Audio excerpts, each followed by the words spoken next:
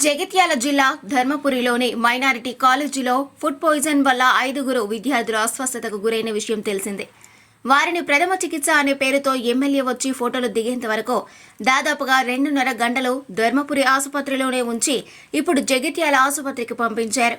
ఇది ఆ పిల్లలపై ఇక్కడ ఉన్న ప్రజాప్రతినిధుల వైఖరి అని ఆరోపిస్తున్న బీజేపీ రాష్ట్ర కార్యవర్గ సభ్యులు పిల్లి శ్రీనివాస్.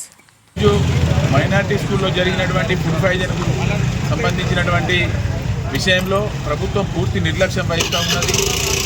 ప్రభుత్వం సంబంధించినటువంటి పేద విద్యార్థులు ఎవరైతే ఉన్నారో వాళ్ళు మైనారిటీ స్కూళ్ళలో చదువుకోవాలన్న ఆలోచనతో వస్తూ ఉంటారు.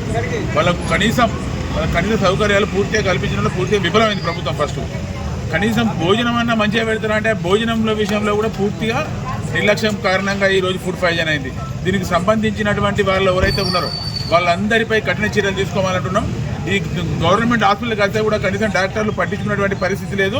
ఎమ్మెల్యే గారు వచ్చిన తర్వాతనే ఇక్కడ డాక్టర్లు కొద్దిగా వాళ్ళకు వాళ్ళకు పరీక్షలు చేసినట్టు అనిపించింది మాకు.